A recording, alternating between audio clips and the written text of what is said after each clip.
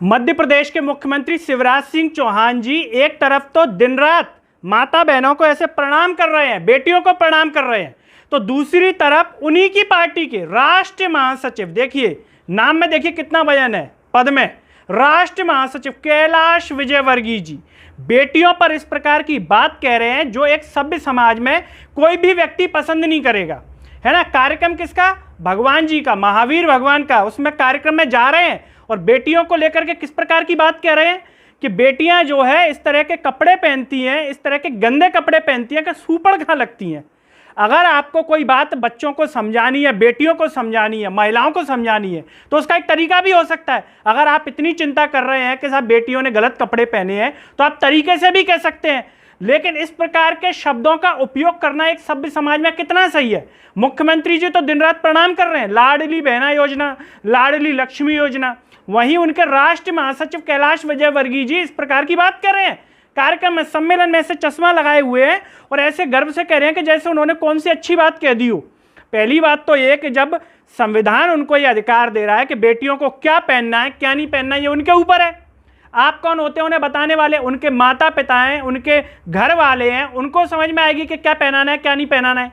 जब वो कुछ नहीं कह रहे हैं तो आप कहने वाले कौन होते हैं? और अगर कहना भी है आपको बुजुर्गों के नाते तो तरीके से कह सकते हैं आप, लेकिन इस प्रकार के अल्फाज, इस प्रकार के शब्द कहना कि सूपड़ खा लगती है, वो भी एक महिला थी। और देखिए अचरज, महिलाएं जो बीजेपी पार्टी में काम कर रही हैं, कम से कम उन्हें तो सोचना चाहिए कि राष्ट्रीय महासचिव कैलाश विजयवर्गीय जी से कहें कि माफ़ी मांगे। भाई उन्होंने इस प्रकार की जो शब्द कहे हैं उसके लिए वो हृदय से माफ़ी मांगे, उन्हें एहसास हो बहू बेटियां सबके घर में होती हैं, उनके घर में भी होंगी, औरों के घर में भी होंगी। क्या इस प्रकार के वाक्य कहना सही है क्या? और स्मृति ईरानी जी, बड़ी बड़ी नेता, महिला नेता, जो अगर दूसरी पार्टी का कोई अगर इस प्रकार का बयान दे दे तो बिल्कुल सड़क पर उतर आती, छाती पीटने लगती, लेकिन अब छाती नहीं पीट रही हैं। अब उन्हें कोई इसका एहसास नहीं है कि कैलाश विजयवर्गीय जी ने क्या कहा है।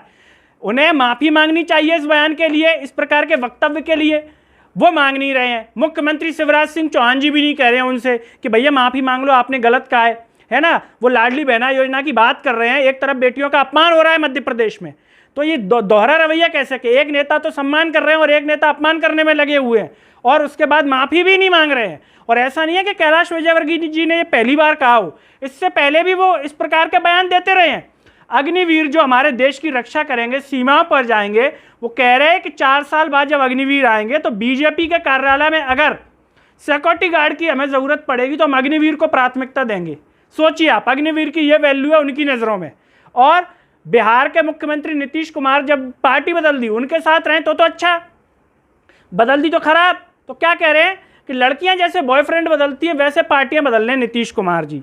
तो सीधी सी साफ बात यह है कि समाज को भी समझना पड़ेगा कि जिस प्रकार के नेताओं को हम आमंत्रित करते हैं कार्यक्रमों में, उन नेताओं को हम आमंत्रित करें या ना करें जो इस प्रकार के बयान दे रहे हैं, समाज में कैसा संदेश जाएगा? अगर इस प्रकार के बयान देने वाले नेताओं को आप सामाजिक कार्यक्रमों में बुलाएंगे, धार्मिक कार्यक्रमों में बुलाएंगे और इस तरह के बयानबाजी होगी तो समाज में कैसा संदेश जाएगा? इनका एक तरीके से बॉयकॉट होना चाहिए। अगर माफ़ी नहीं मांग रहे, उन्हें एहसास नहीं है, तो किसी भी कार्यक्रम में इस प्रकार के नेताओं को ना बुलाएं। ये सामाजिक लोगों को भी समझना पड़ेगा, जो सभ्य लोग हैं उनको भी ये बात समझनी पड़ेगी, वरना ये नेता इसी प्रकार के बयान बहु बेटियों को लेकर के देते रहेंगे। आज ये कह रहे हैं, कल को कुछ और कहने लगे, उनका क्या भरोसा है?